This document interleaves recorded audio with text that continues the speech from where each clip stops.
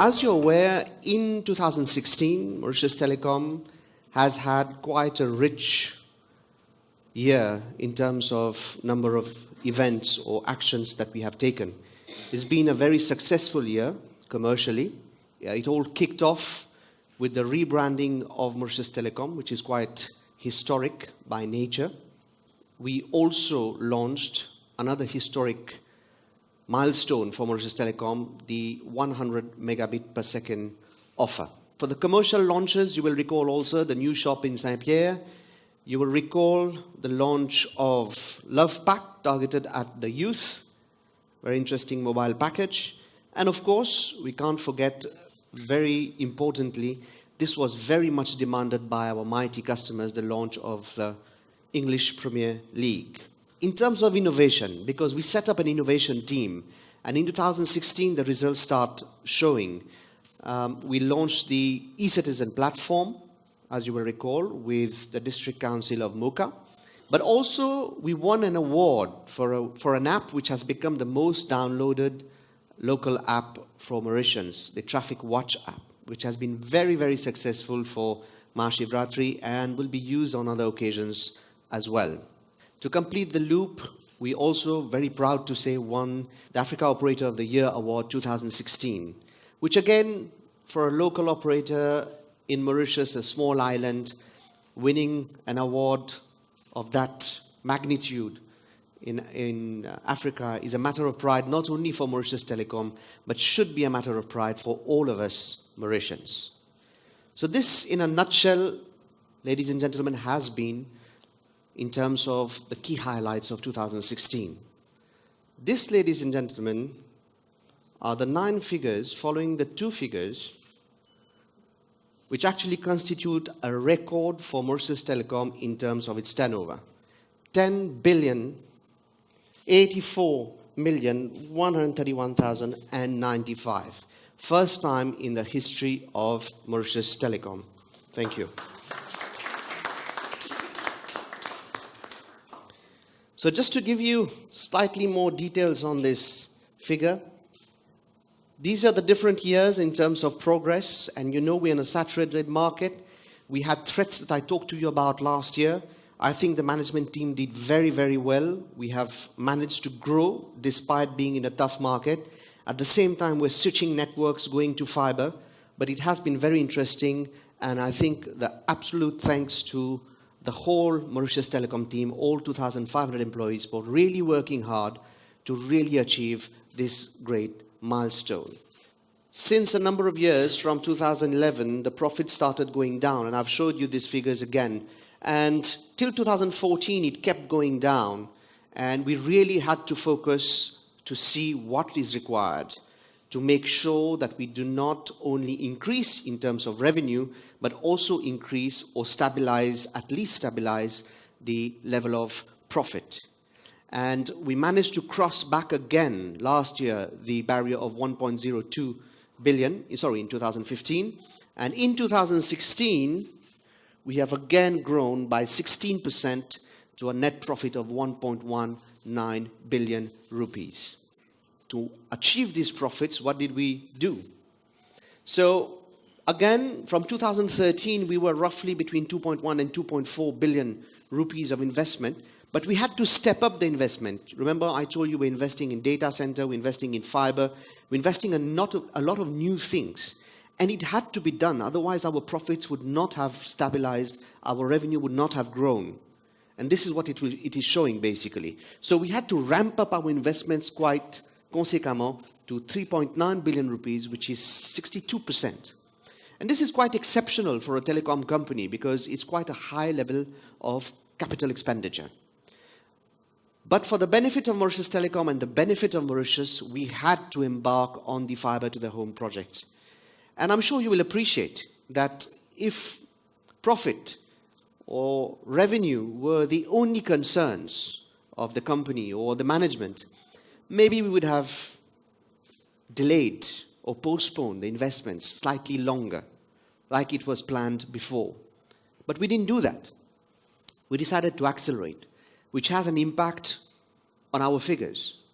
And it shows in the next slide, you will also see that it shows in terms of number of homes connected to fiber. Just imagine the difference between 2013 or even 2014 and 2016. This is huge. This kind of performance is huge. And again, I need to congratulate the team for absolutely an amazing job. We still have to meet our target of finishing all households before the 2017, that means this year, before the end of this year. But we are on good track. We hope to be able to meet the target, and I think it's been an absolutely amazing growth. Today, when we have accelerated the fiber, that means the infrastructure is almost finished. We still got around 30% of the infrastructure to terminate, but it will terminate. Once it's finished, you can stabilize the network.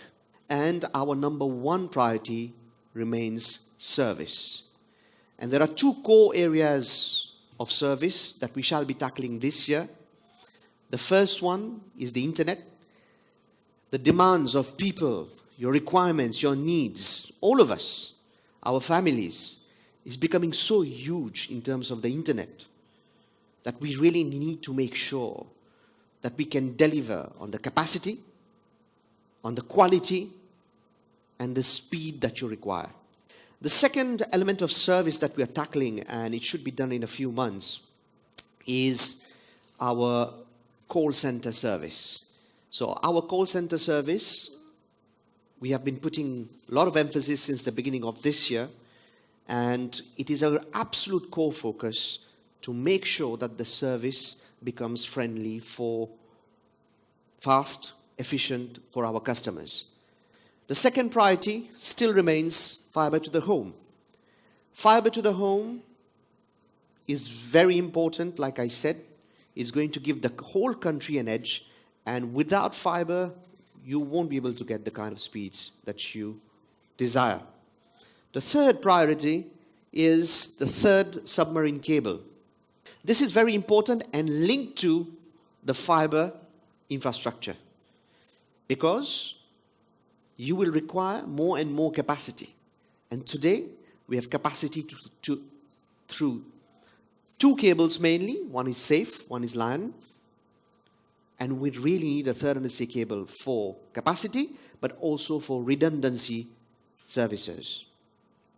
The fourth objective for 2017 is mobile financial services. So we want to revamp our mobile financial services, and again, we're working very hard on it.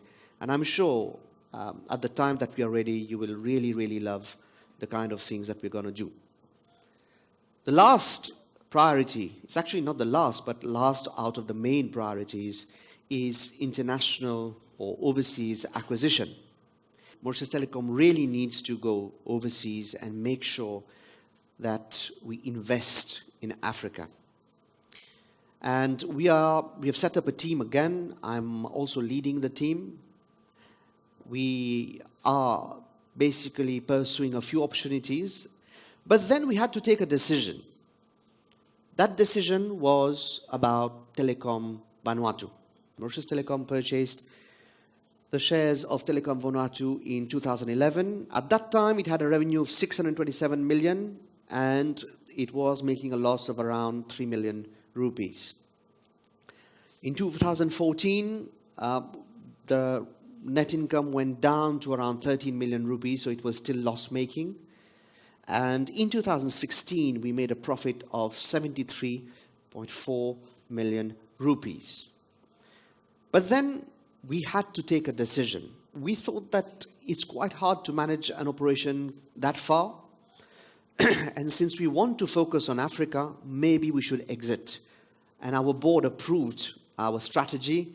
We are really proud of is that in 2017, we have sold Telecom Vanuatu very profitably with a profit of more than 700 million rupees.